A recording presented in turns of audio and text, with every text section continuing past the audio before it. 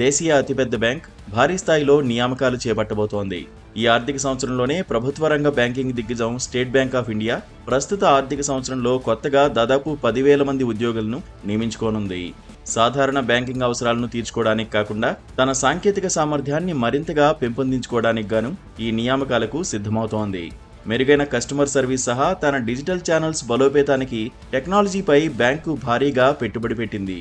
Technology వైపే కాకుండా సాధారణ బ్యాంకింగ్లో తమ సిబ్బందిని పెంచుకుంటున్నామని ఎస్బీఐ చైర్మన్ చెల్లా శ్రీనివాసులు శెట్టి పేర్కొన్నారు.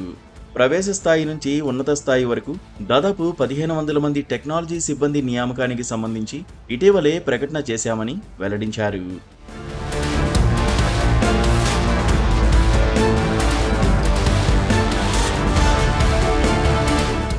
స్టేట్ బ్యాంక్ ఆఫ్ ఇండియా చేపట్టబోయే ఈ నియామకాల్లో డేటా సైంటిస్టులు, డేటా ఆర్కిటెక్ట్స్, నెట్వర్క్ ఆపరేటర్స్ వంటి ప్రత్యేక ఉద్యోగాలు ఉన్నట్టు ఎస్బీఐ చైర్మన్ చెల్లా శ్రీనివాసులు శెట్టి తెలిపారు. మొత్తంగా ప్రస్తుత ఆర్థిక సంవత్సరంలో తమకు 8,000 నుంచి 10,000 మంది అవసరం ఉందని అన్నారు. మారుతున్న కస్టమర్ల అవసరాలకు అనుగుణంగా అన్ని స్థాయిల్లోని ప్రస్తుత ఉద్యోగుల నైపుణ్యాలను మెరుగుపరుస్తున్నట్టు శెట్టి పేర్కొన్నారు.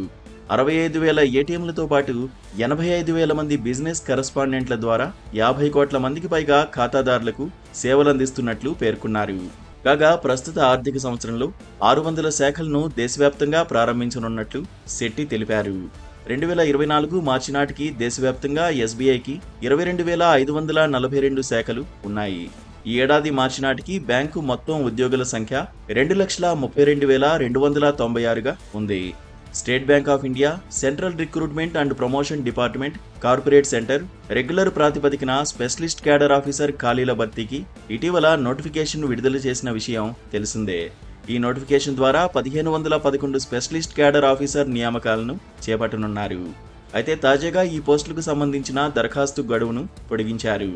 అర్హులైన అభ్యర్థులు అక్టోబర్ 14వ తేదీలోగా ఆన్లైన్లో దరఖాస్తు చేసుకోవచ్చు.